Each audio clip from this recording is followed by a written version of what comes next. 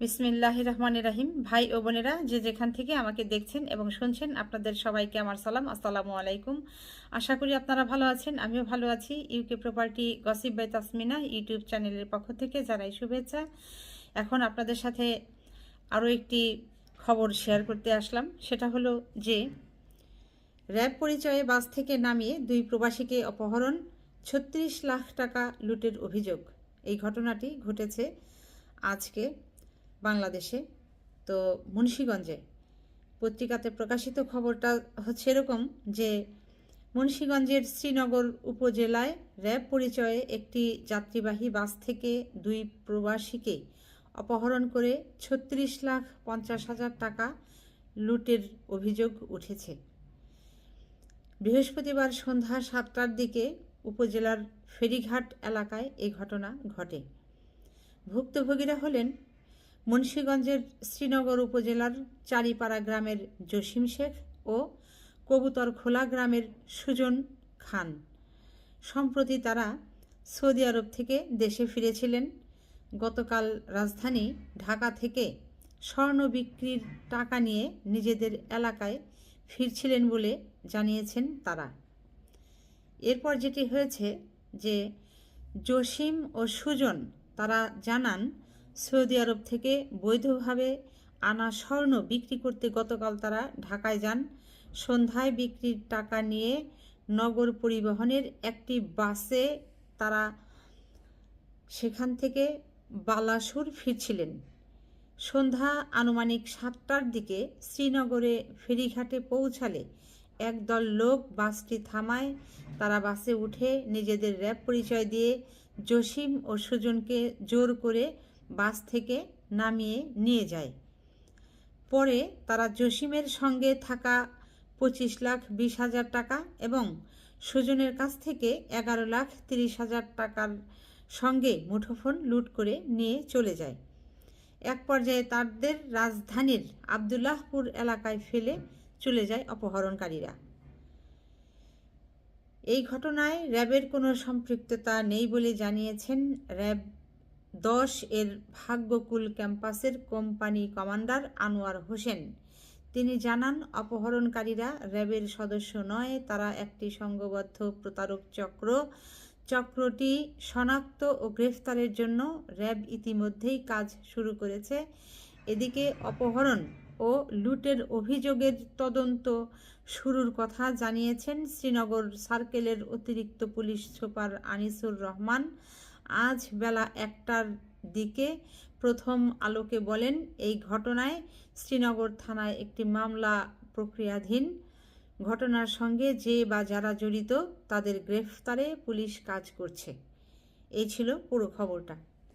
এখন কথা হলো, ভাই বোনেরা, আপনারা অনেকে মনে করতে পারেন যে এই যে সুজন এবং জসিম মিয়া এরা সৌদি প্রবাসী, তারা ওখান থেকে বৈধভাবে স্বর্ণ এনেছেন, এত লক্ষ লক্ষ টাকা মূল্যের স্বর্ণ তারা বিক্রি করলেন, তাহলে তারা কেন স্বর্ণ বিক্রির পর ক্যাশ টাকা নিয়ে তারা তাদের ওই মুন্সিগঞ্জ শ্রীনগরে যাচ্ছিলেন, তাও আবার যাত্রীবাহী বাসে করে?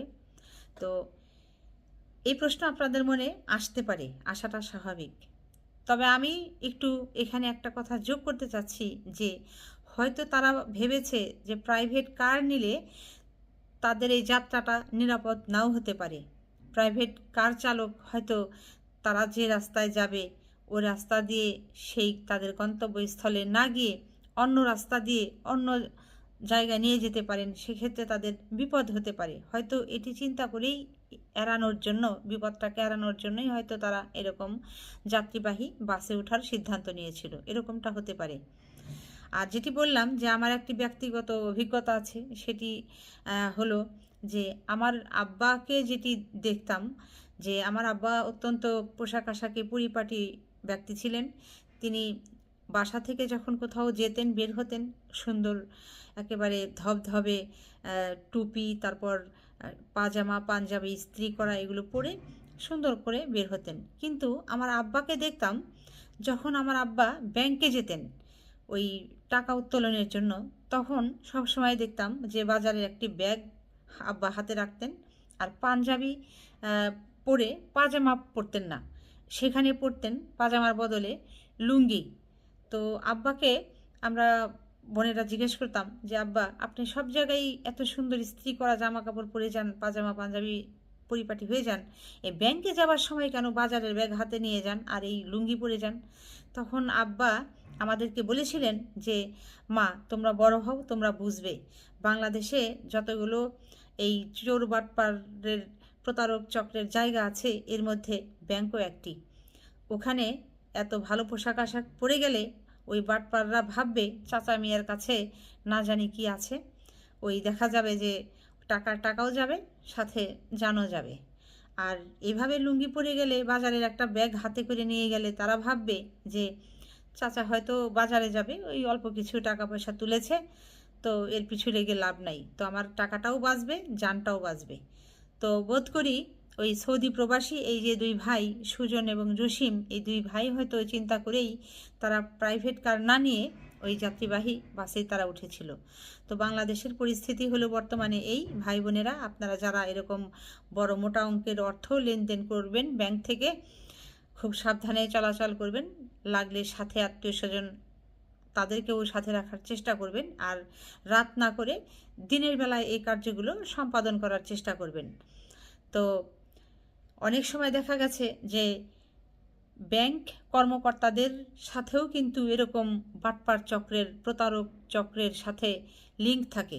তারাও অনেক সময় ফোন করে যে লোকরা টাকা তুলে নিয়ে যায় তাদের সন্ধান ওই প্রতারক চক্রের কাছে তারাও ফোন করে দিয়ে দেয়।